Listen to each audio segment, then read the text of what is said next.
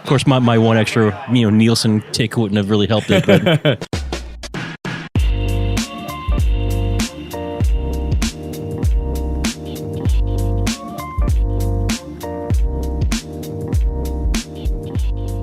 Welcome everyone to Content Pending, the show after hours.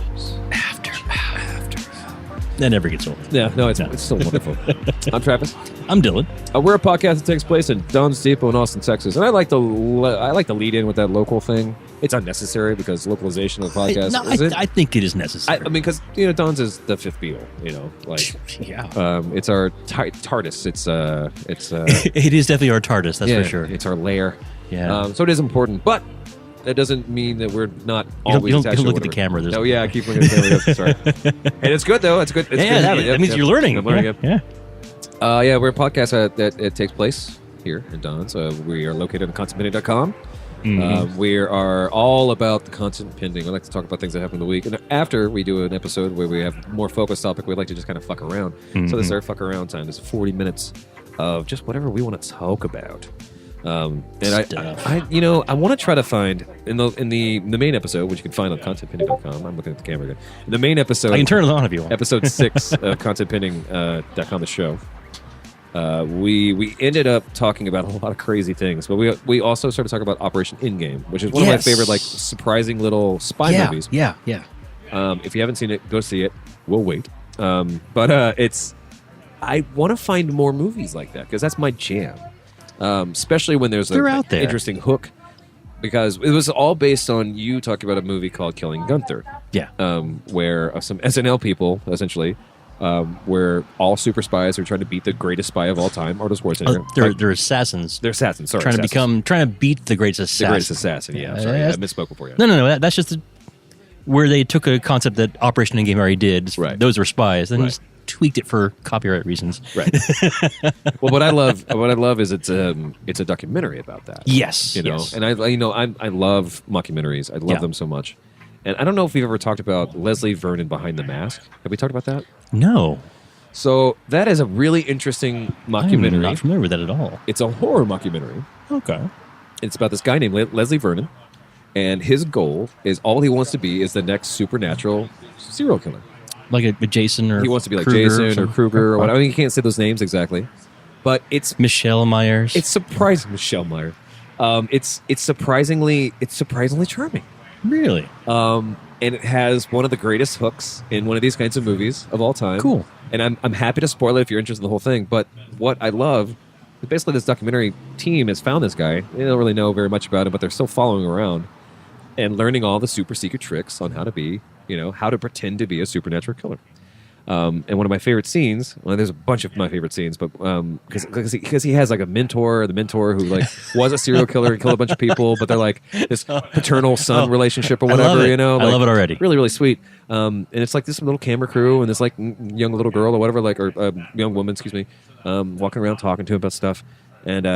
And watching him do cardio, and he's like just beating up on this body bag for a bit, and he's like breathing really heavy. He's like, "You have no idea how much cardio is in this job, because you gotta run at them, but they can't see you running.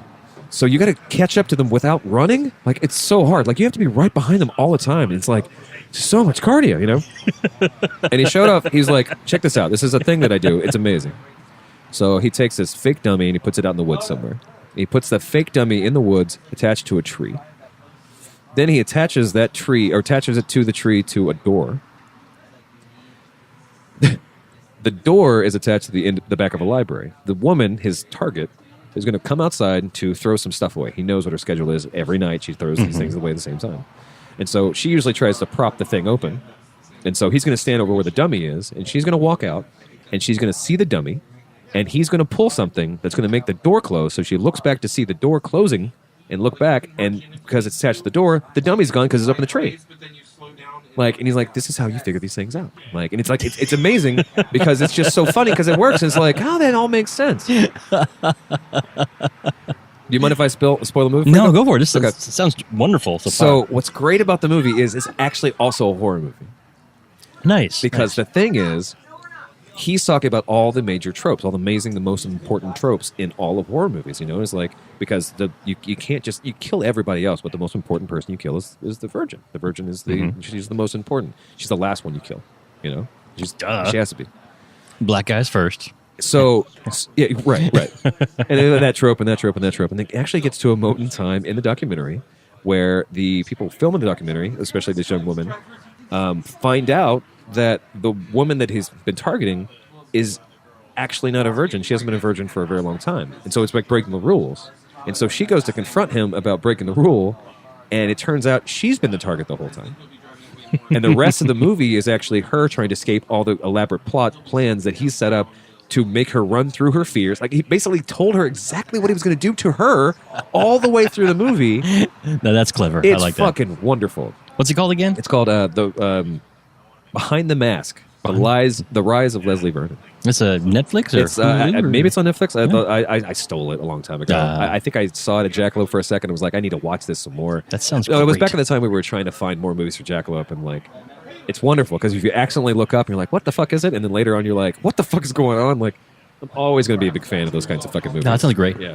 It's wonderful. I absolutely check it out. Even with the spoiler, like, the way they put it together. It still sounds like it'd be fun to watch. It's doesn't so matter. great. But I want more movies like that. Like the fact that there was 2 different versions of My Name Is Bruce. There were? Yeah, there was the Asian. The Asian. There was the Kung Fu version, where it was like, My Name Is Bruce Lee, and that was like a guy who kind of looked like Bruce Lee. He walked into a town. They're like, "Hey, Bruce Lee, you have to help us from these like." He's like an awful fighter or whatever. Yeah. And then there's the Bruce Campbell version. Oh, okay, yeah. Yeah, where he's like, they think that he's Ash, and he's like, whatever. And I love that they're able to use the name for both, because like, all right, whatever. Three Amigos, anything that kind of twists on some really simple tropes of who should be important, who wind up saving the day. That's the reason why I love the Beavis and Butthead movie originally. The Beavis and Butthead movie is amazing. Because a comedy of errors will always get me. Yeah. And we were talking off air about how much The Grinder is amazing for a lot of the same reasons. That it soaks up its own tropes and meta. And it exists in its own self-aware universe that also makes fun of itself in every way, shape, and form. Every shape and form, for sure. Sucks as... Well, of course it got canceled because it was on Fox and it was too good to exist. Yeah. But yeah, I started watching that a couple days ago, and it's literally... very few times do I watch anything and I just really bust out laughing really out loud. Like, full on LOL. Yeah. The Grinder got me. Like every episode, there's something you go, oh my, holy shit, that's fucking amazing. If you don't know what The Grinder is, The Grinder was a show. It was on Fox, of course, as Dylan just mentioned. But it was also wonderful. It's the main 3 characters were Mary Elizabeth Ellis, who you'll probably recognize if you're watching. She's the next door neighbor in Santa Clarita Diet. Yes. And she's a delightful person. I She can't is. remember what she was in before, but she plays the wife of Fred Savage. Mm-hmm. And Fred Savage is great in this too, especially because he's just always just confused and he always has a thing to say. And their relationship is really funny. But Rob Lowe is his super famous brother, who basically decided to take a break from being super famous to live with his family. Well, it's better than that. Well, it's better than that, yeah. So Rob Lowe is super famous for playing a lawyer on TV. Right. And his brother and his dad are actual lawyers in a law firm. Yeah. So the show ends after 8 seasons of grinding. Yeah. He goes to Idaho to live with his brother and dad for no reason, except to, I guess, get away or whatever. Yeah. But then thinks because he was a lawyer on TV for 8 years, he's going to help the law firm. Yeah. And in weird ways it works, in weird ways it doesn't. Yeah. Again, this is where he gets self-referential, and like they even do stuff like in one episode they'll start watching, like the family is watching one of his episodes. Yeah, that happens every episode, yeah. That is about the topic that they're going to face that day, which is perfect, again, trope of setup. Yeah. And then they actually make it work in weird ways because they play off the... It's so good. Jake Kasdan directed most of them, wrote them, and it's like his project, and he's Zero Effect and a bunch of other stuff. That's just clever writing. Yeah, it is clever writing. Yeah. Well, and like, I think I love like one of the conceits is that no matter what happens, Fred Savage's character, like, even though he's right, everyone's just so enamored with his brother so much that they're like, no, he wants to do this thing. It's totally okay. Like the judge. The judge, his dad, his family, his wife, like sometimes, but like she's usually on his side or whatever, but it's like always like he shows up and is like, no, I want to do this. And like, no, that's an awful idea. It's like, well, just hear him out. This is completely against the law. I'll allow it. Program creators are Jared Paul and Andrew Mogul. Andrew Mogul and Jared Paul looks like they worked on Yes Man, The D Train. Jared Paul is responsible for Liar Liar and Monk. Monk. Monk makes sense. So it looks like he was involved in a lot of stuff. Let's see what else. Yes Man, Kicking and Screaming, which isn't bad. Liar Liar, which is an excellent fucking movie. Yeah. Some other stuff I don't recognize, but UC Undercover, Legend, K7, Shaggy the Dog.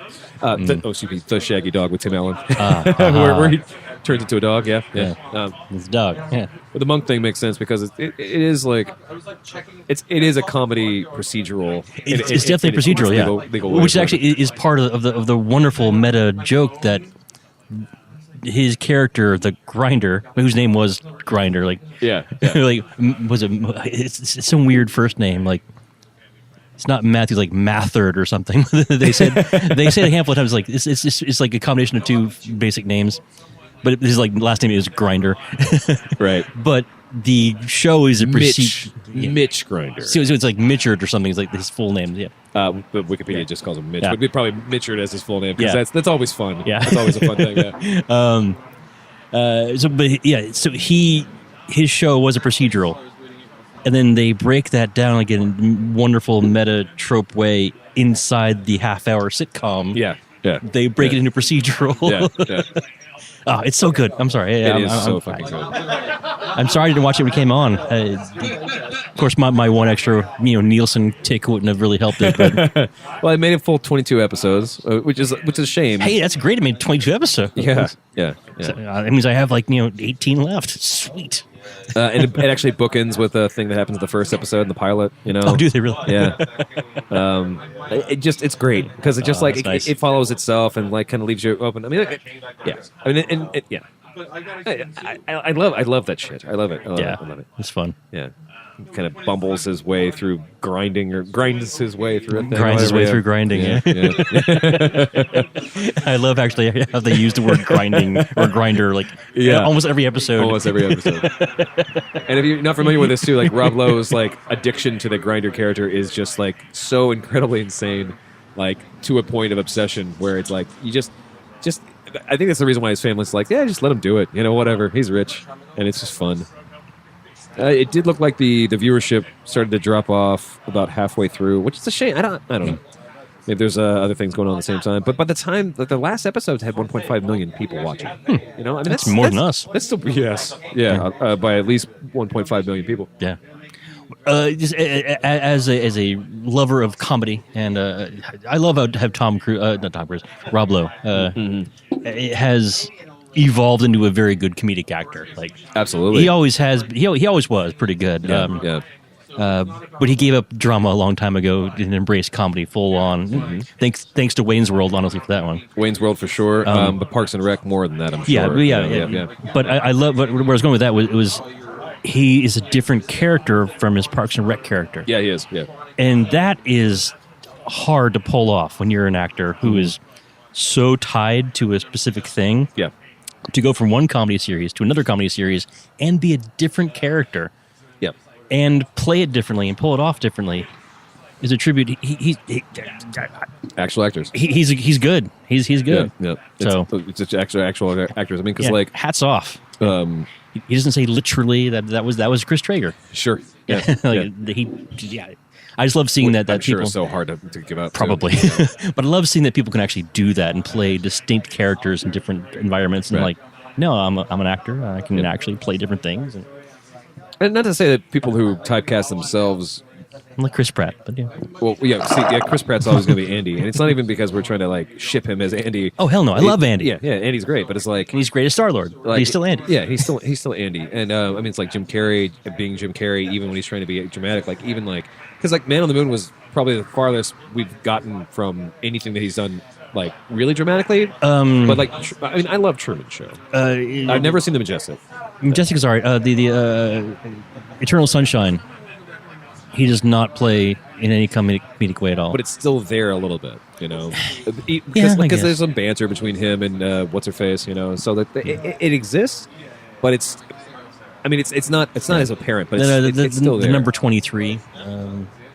See, I haven't seen that. I'd like to see that because I want to see how that's just basically a straight up horror movie, really, and he doesn't play comedy at all in that one. But it's just like my point is like, sorry, because the second example I was going to give is fucking Johnny Depp.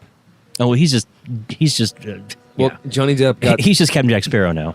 Well, Jack Sparrow is really Keith Richards. It's Keith Richards who is really just a Hunter S. Thompson variant, That's true. Because once Bill Murray has actually mentioned this too, because Bill Murray played Hunter S. Thompson in Where the Buffalo Roam, and he said that he gave the advice to Hunter S. Thompson. He's like, once you learn, or no, excuse me, to Johnny Depp, you did a really good Hunter S. Thompson. He stuck with you forever.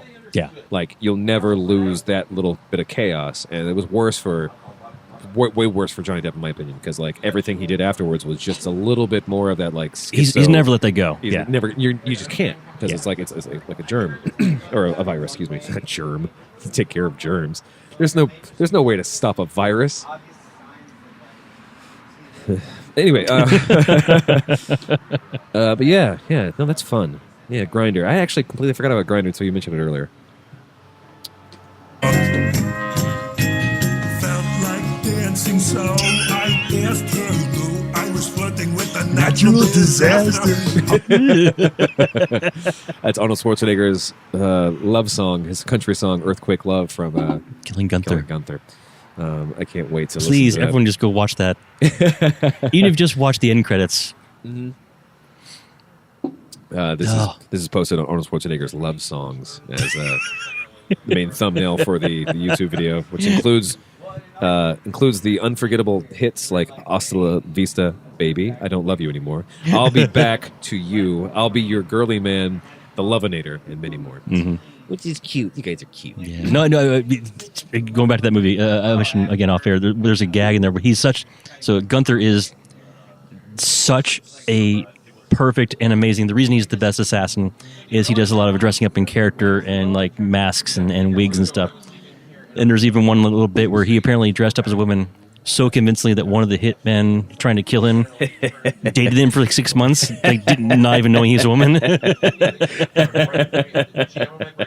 That's wonderful. But like stupid shit like that. It just makes it, and like that's a throwaway line. Yeah. Yeah, I can't wait to check that out. Oh, it's fun. It's fun.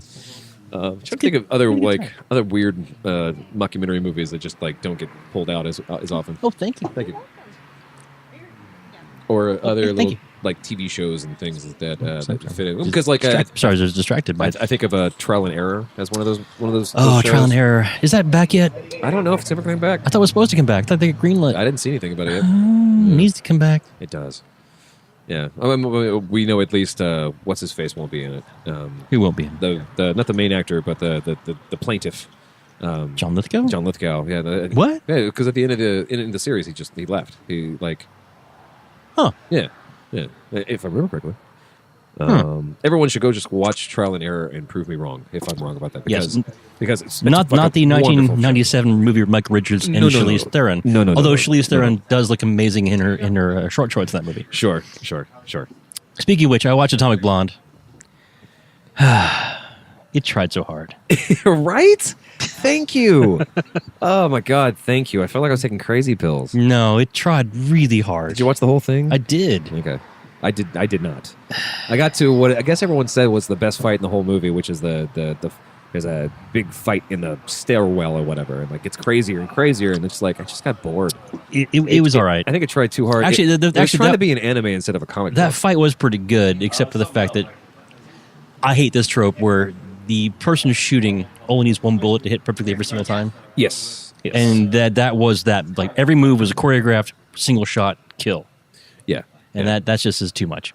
Although it was a really good scene in the movie, but it tried and it failed miserably. I thought so too.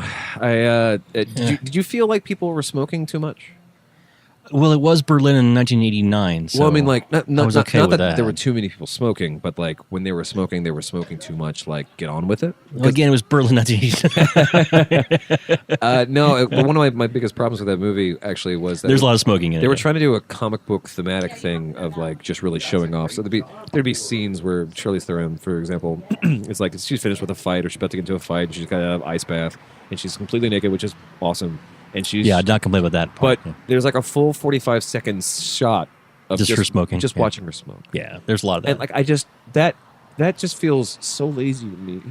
Like, I know you're trying to go for. I get what they were trying to do with it. I get it too, you know. But I think it's I don't know. It's like that just like it's for people to jerk off to. They're like, oh man. Well, in a weird kind of perverse way because no one smokes in movies anymore. Yeah, that's kind of a bit of porn, I guess, in a way to like look, they're smoking. Right. Risque. Yeah, you know, it's dumb. Yeah. I mean, like, I'm particularly sensitive to it. It's one of the main reasons why I fell out of love with. Oh crap. Burt Reynolds and Marky Mark, Boogie Nights. Oh yes. I wasn't really necessarily a lot of smoking in that. I wasn't really into. There's a lot of cocaine. It's not the smoking. I wasn't really into Boogie Nights as much as everyone else was by the time that I didn't like it. There's a particular scene where they're doing I think it's a drug deal. Yes. And there's a particular scene where for like almost a full, I think it's like 15 or 20 seconds, while they're waiting for the deal to ultimately go bad. Yeah. While Mark Wahlberg is waiting for the deal, it's just a shot of him reacting to the environment. And he's not a strong enough actor to be able to do that in a way where the tension was there. It just looked like he was waiting for them to say cut and never said fucking cut. You know what? That's actually a really good point because the person sitting next to him is Thomas Jane, a fucking amazing actor that you wouldn't notice because Marky Mark is being so weird and anxious that they forgot there's Thomas Jane right there. Just put the camera on the dude who can actually hold a scene for 15 seconds. Yeah. Mark Wahlberg, I mean, he can't hold a scene unless he's holding his gun or a cock, you know? Or a monkey. Or a monkey. Yeah, of course. Yeah, monkey, whatever, you know.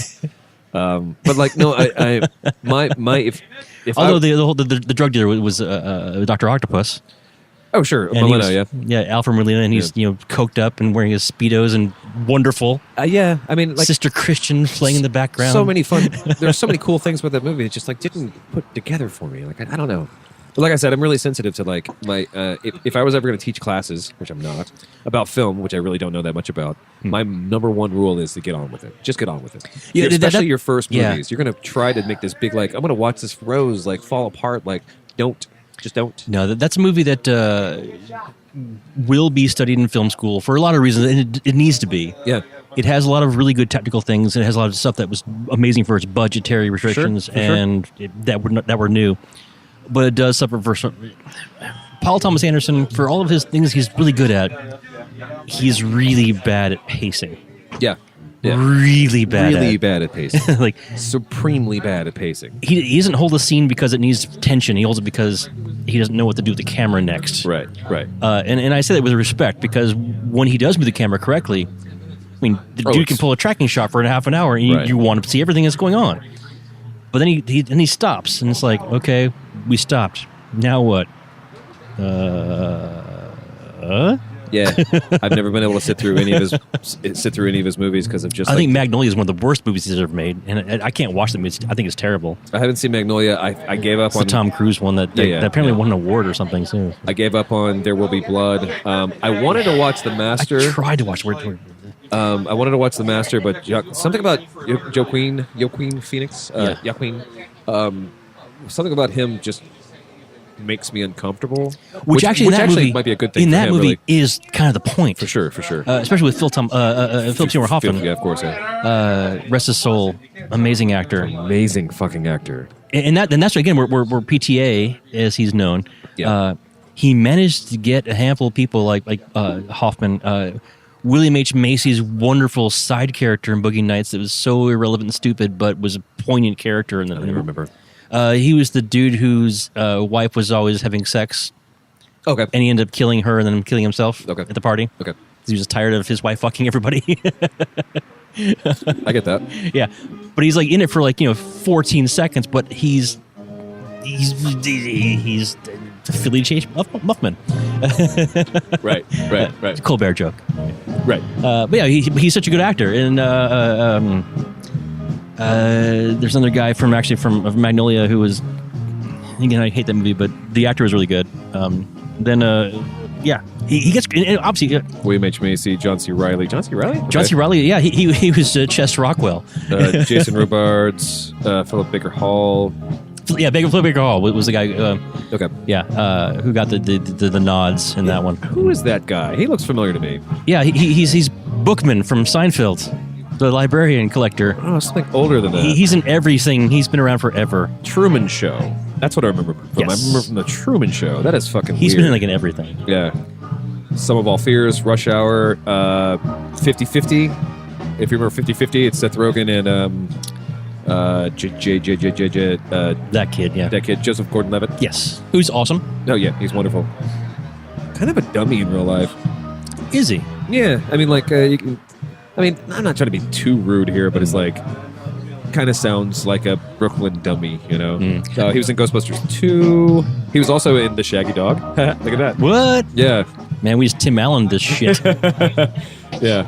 TV set, Chicago 8, House on the Hill, Into the Rules, Person. I mean, he just looks like an old man. Looks like he's always been an old man. I was actually hoping that he was in Dragnet. That's basically what I was looking around for. Oh, speaking of excellent 80s movies, man. No joke. Dan Aykroyd and Tom Hanks. Still holds up, too. It does. Yeah. It's actually, surprising.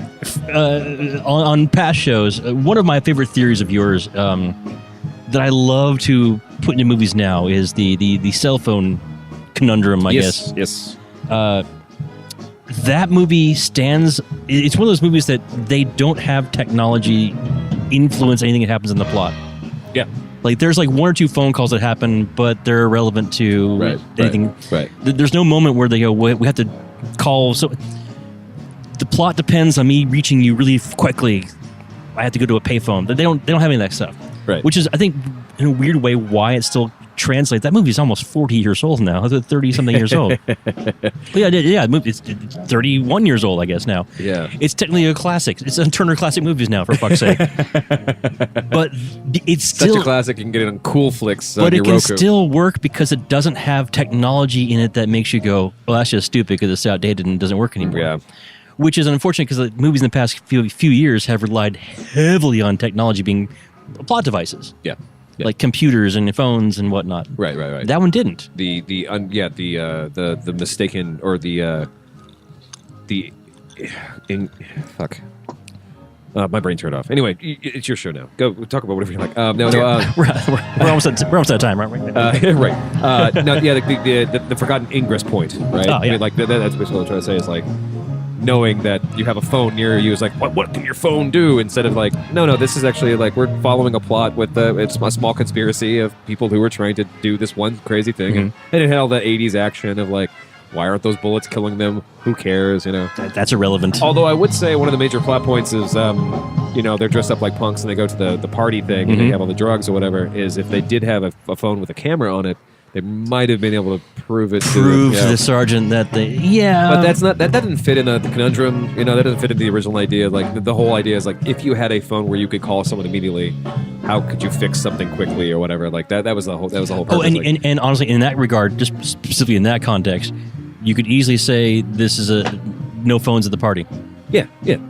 Because it's a private, secret, society. Yeah, so hide your phones.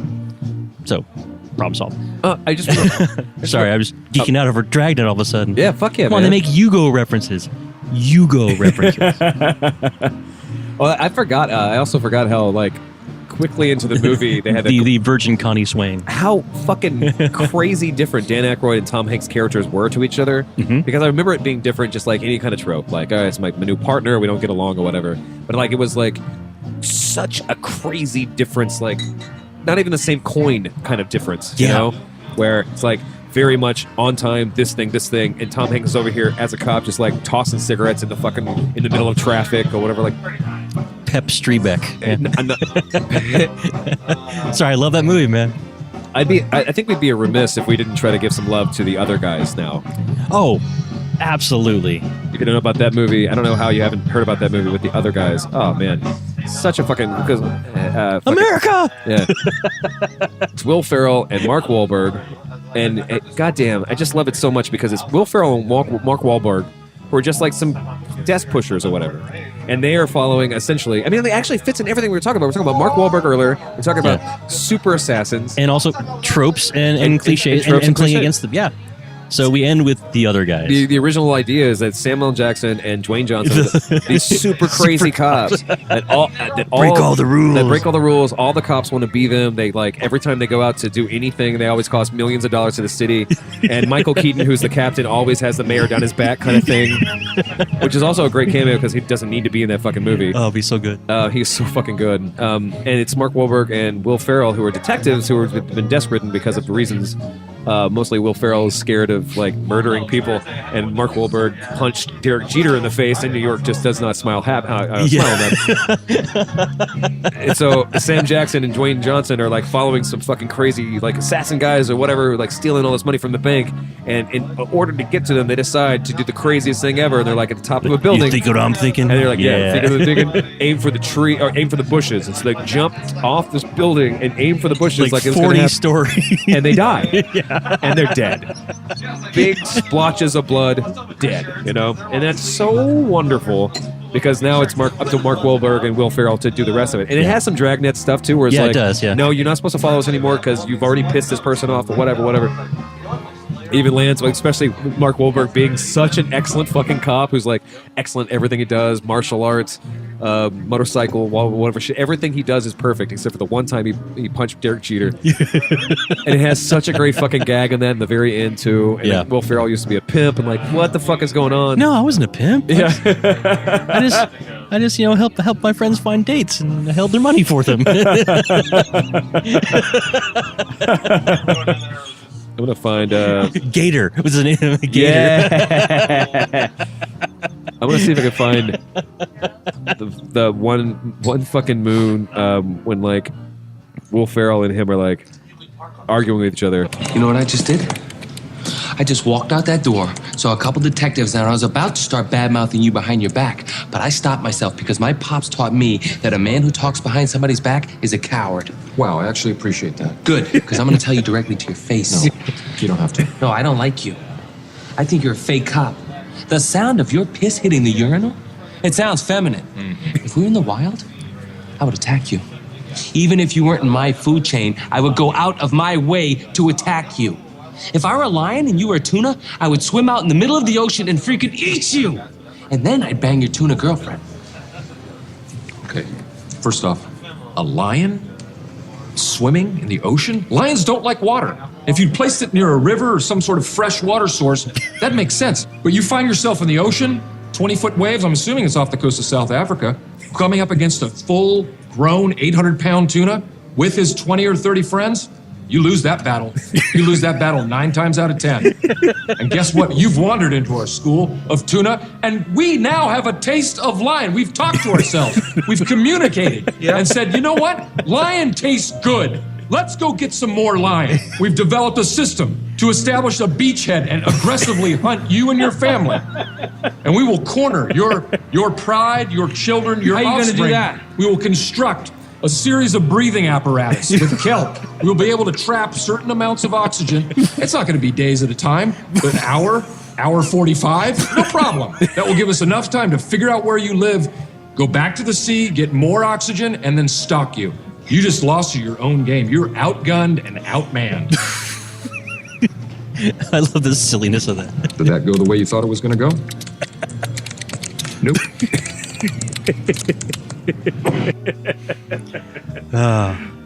It's so cute. It's so great. That filled up enough time, so we're almost out of time. All actually, anything that we didn't talk about in the first show that we want to talk about? No. Go see all these movies. They're great. Go see all of these movies. I heavily recommend, especially for you, Dylan, to go watch Behind the Mask. Yes, because it is a treat. Sounds amazing. But yeah, watch all these movies. Operation Endgame is definitely heavily recommended as well. I'm going to see if I can find Killing Gunter. It's on Amazon Prime Video right now. Amazon Prime? Cool. Yeah. Excellent.